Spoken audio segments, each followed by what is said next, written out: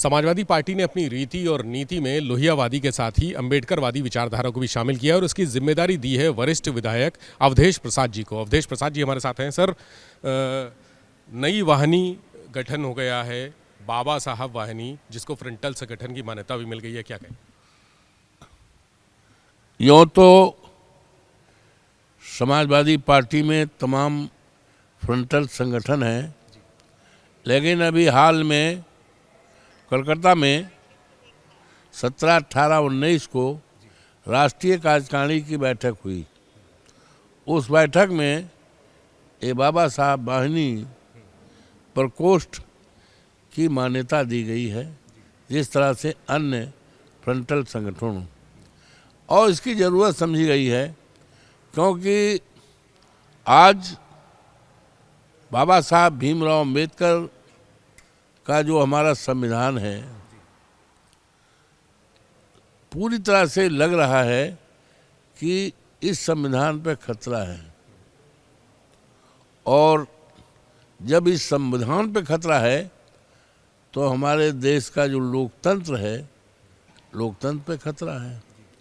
तो बाबा साहब भीमराव अम्बेडकर के संविधान को बचाने के लिए, लोकतंत्र बचाने के लिए, यूँ तो समाजवादी पार्टी, हमारे नेता आदरणीय अखिलेश यादव जी और सिद्धे नेताजी माननीय मुलायम सिंह जी सदा सर्वदा लोकतंत्र को बचाने के लिए हमेशा संघर्ष करते रहे, क्योंकि नेताजी एक व्यक्ति के साथ एक विचारधारा थी और समाजवादी पार्टी आंदोलन के कोख से पैदा हुई है।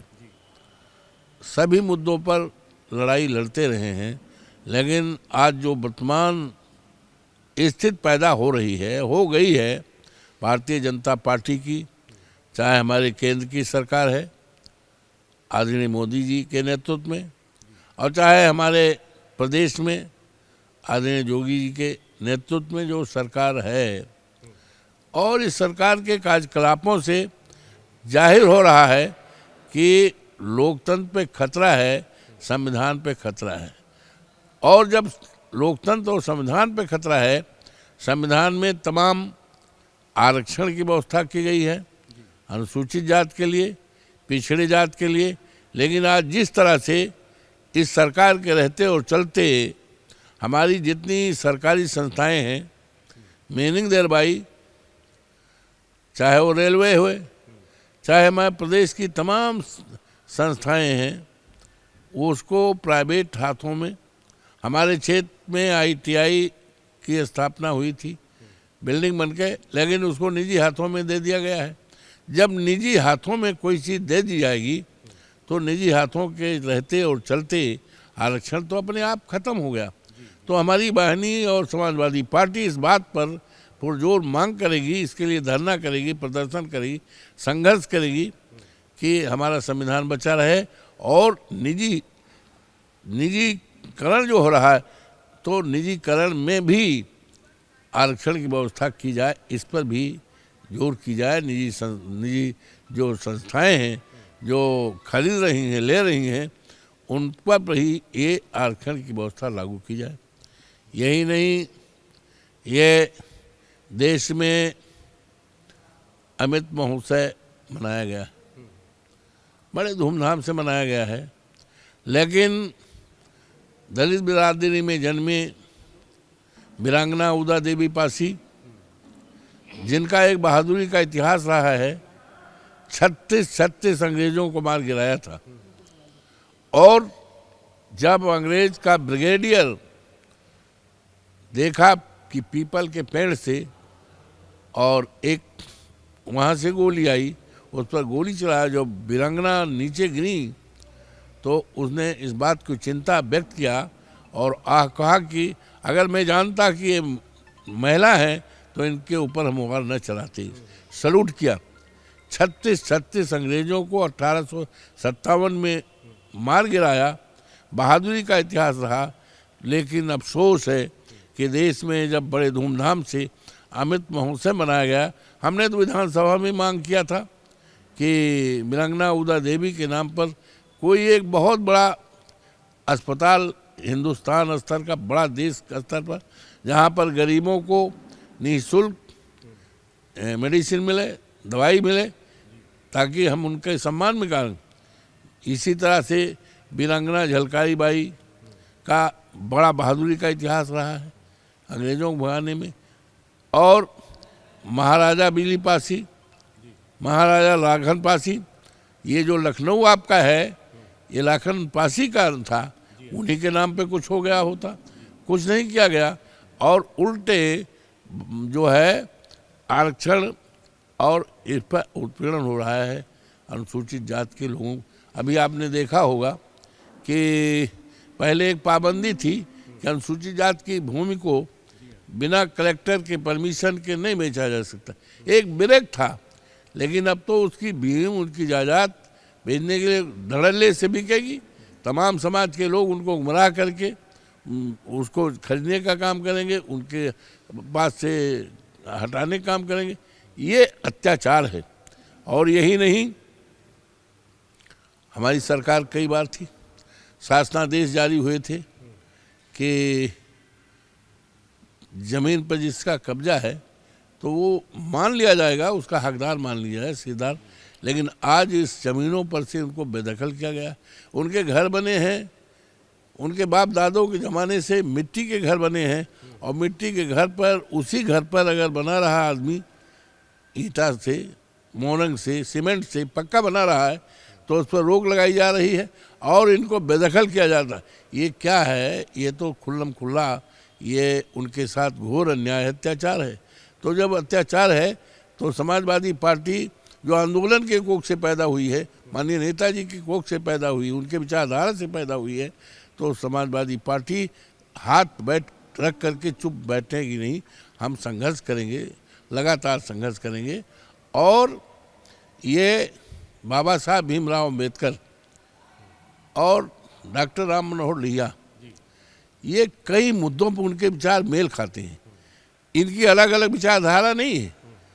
वो समतामूलक समाज की स्थापना करना चाहते थे, और उसी तरह से ये गैर बराबरी का, दोनों ये जो हमारी विभूतियाँ हैं, जिन्होंने पूरे देश को एक संदेश दिया है, तो दोनों विचारों को लेकर समाजवादी पार्टी आगे बढ़ेगी।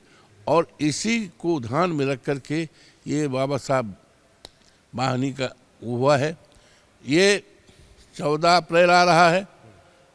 14 अप्रैल को बाबा साहब भीमराव अम्बेडकर की जयंती को हमारी पार्टी पूरे प्रदेश और देश में जहां हम हैं, बड़े धूमधाम से मनाने का काम करेंगे। और ये संकल्प लेंगे कि बाबा साहब, हम आपके बनाए हुए संविधान को हम ख़त्म नहीं होने देंगे, हम उसके लिए किसी भी कुर्बानी करने के लिए तैयार हैं। क्या प्रारूप रहेगा जो बाबा साहब वाहिनी है, इसका प्रारूप क्या रहेगा? प्रारूप है, इसकी बैठकें होंगी, गोष्ठियाँ होंगी, और जो अत्याचार अन्याय जहाँ जहाँ हो रहा है उस पर ये वाहिनी और कार्यकर्ता संघर्ष करेंगे, धरना करेंगे, प्रदर्शन करेंगे। और महामहिम राष्ट्रपति को, महामहिम राज्यपाल को, सरकार को इसमें अपना आवेदन भी देंगे, मांग पत्र भी देंगे, और उनको उनकी आंख को खोलने का काम करेंगे। इस तरह से अन्याय अत्याचार हो रहा है, संविधान का शोषण हो रहा है, और इसके लिए जिलों में नेताओं पर जिम्मेदारी दी जाएगी। और हर तीसरे महीने, दूसरे महीने ये रिपोर्ट माननीय राष्ट्रीय अध्यक्ष के सम्मुख प्रस्तुत की जाएगी, और कि इसमें कहाँ कहाँ पर अत्याचार हो रहा है, इस पर समाजवादी पार्टी और बामनी ने अब तक क्या क्या कारगुजारी की, क्या काम किया है, इस पर मंथन होगा।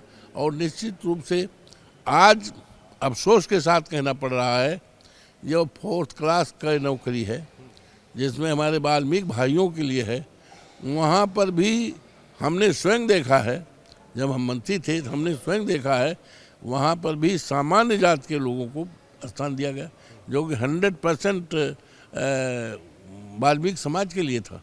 तो ये क्या है? अब जो उनको नौकरी दे दिया गया, सामान्य को दे दिया उसके कोटा भरने के लिए, तो क्या वो उसमें काम करेगा? वो तो किसी को लगा देगा। 1,000-2,000 रुपया दे देगा वेतन अपना, 18-20 हज़ार या जो भी लेगा। तो ये तरह से, और ये जो वाहिनी हमारी है, ये हर विभागों में, सरकारी विभागों में कोटा कितना खाली है, इस बात को लेकर मंथन करके उस पर भी ज़बरदस्त आंदोलन करने का काम करेगी। ये इसी उद्देश्य के साथ, और संविधान, खास तौर से संविधान बचाने के लिए, लोकतंत्र बचाने के लिए ये वाहिनी पूरी तरह से कारगर और सार्थक प्रयास और संघर्ष करके निश्चित तौर से बाबा साहब भीमराव अंबेडकर और डॉक्टर राम मनोहर लोहिया के सपनों को साकार करेगी और उनके दिए हुए मार्गों। विधायक जी, अगर हम बात करें दलितों को जो वोट बैंक साधने की, तो अंबेडकर वाहिनी, बाबा साहब वाहिनी की जिम्मेदारी है कि बहुत सारे लोगों को जोड़ने की। कौन कौन से वर्ग इसको जोड़ने के लिए लगाया गया है, कौन कौन से वर्गों? ये जितने जातियां हैं सब हैं, इसमें कोई एक जाति नहीं। अनुसूचित जाति और जनजाति में जितनी भी जातियां हैं, शेड्यूल्ड हैं, ये कौन कौन जातियां हैं संविधान में हैं। ये जातियों का निर्धारण तो संविधान में लिखा हुआ है कि जो जातियां शेड्यूल्ड हैं भारतीय संविधान में, वो सारी जातियां हैं। इसमें ये कहा जा रहा है कि दलितों का वोट बैंक बसपा का हुआ करता था। बहुत सारे जब बसपा से टूटे तो समाजवादी पार्टी में आ गए। अब बसपा के कुछ बड़े नेताओं को भी लाने की तैयारी है क्या? देखिए, जहाँ तक बसपा का सवाल है, आज अफसोस के साथ कहना पड़ रहा है कि मानवर काशीराम जी नहीं हैं। उन्होंने इस दिशा में बहुत काम किया और अनुसूचित जाति दलित बिरादरी के नौजवानों पर, समाज पर बड़ा अच्छा असर पड़ा, उनको विश्वास पड़ा। लेकिन बहन जी का तो मैं सम्मान करता हूँ, आदरणीय मायावती जी का, बहन जी का मैं सम्मान करता हूँ।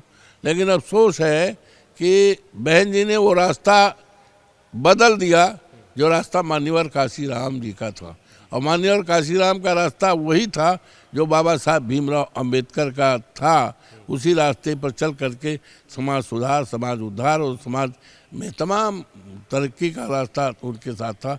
लेकिन बहन जी को पता नहीं क्या हुआ, किस रास्ते पे चली गई, कौन सा डगर पकड़ लिया है। तो इसीलिए बहुजन समाज पार्टी के देश के, प्रदेश के तमाम नेताओं ने, तमाम कार्यकर्ताओं ने इस बात को समझा कि आज बहुजन समाज पार्टी और मान्यवर काशीराम के न रहने पर समाजवादी पार्टी ही का ऐसी रास्ता है जो हमारा भला कर सकती है, हमारे मुद्दे को बचा सकती है, संविधान को बचा सकती है और हमारे दिए गए अधिकारों को बचा सकती है। इसलिए तमाम नेता लोग आगे, जब नेता लोग आगे तो तमाम कार्यकर्ता लोग आगे, बड़ी संख्या में आगे, क्योंकि बहन जी का रास्ता अच्छा नहीं लगा। वो रास्ता, और बहन जी से समाज में नुकसान हुआ।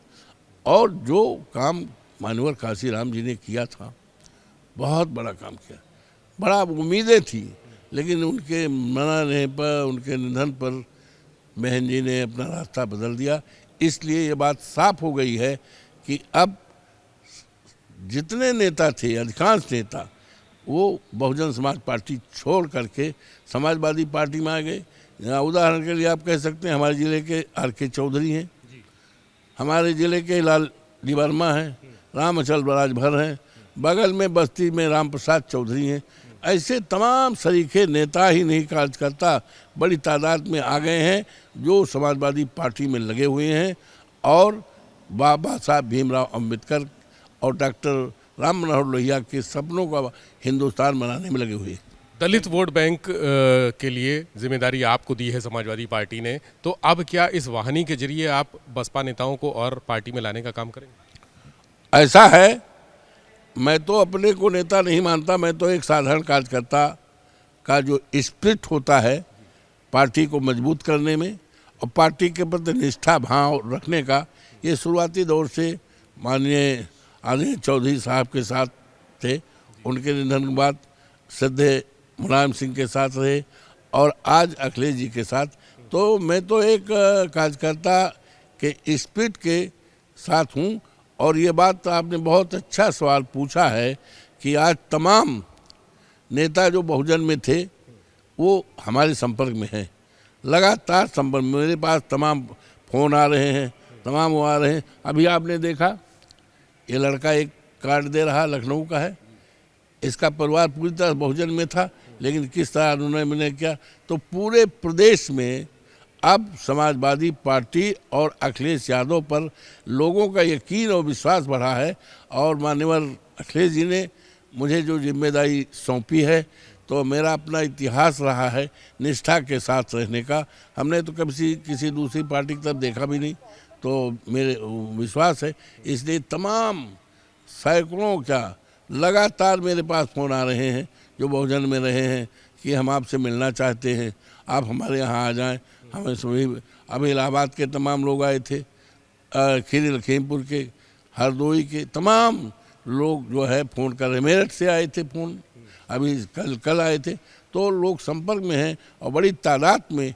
निश्चित तौर से जो हमारी माननीय नेताजी की सोच है, अखिलेश जी की विचारधारा है, और डॉक्टर राम मनोहर लोहिया और बाबा साहब भीमराव अंबेडकर के विचारों को लेकर देश बनाने का, तो हम इस दिशा में काफ़ी कामयाब होंगे। Thank you. बहुत शुक्रिया। समाजवादी पार्टी के वरिष्ठ विधायक अवधेश प्रसाद जी हमारे साथ थे। उन्होंने साफ कर दिया है कि लोहिया के साथ ही अंबेडकरवादी विचारधारा को लेकर भी समाजवादी पार्टी अब आगे बढ़ेगी और आक्रामक तरीके से अभियान चलाएगी। दलित वोट बैंक को साधने के लिए बहुत बड़े बड़े कार्यक्रम करने जा रही है। 14 अप्रैल को जो कार्यक्रम होगा वो भी मायावती के लिए एक चुनौती भरा कार्यक्रम होगा। इसके अलावा मायावती की पार्टी से नेताओं को लाने के लिए भी एक अभियान शुरू किया जा रहा है। कैमरा सहयोगी हरिओम के साथ विवेक त्रिपाठी, एबीपी गंगा, लखनऊ।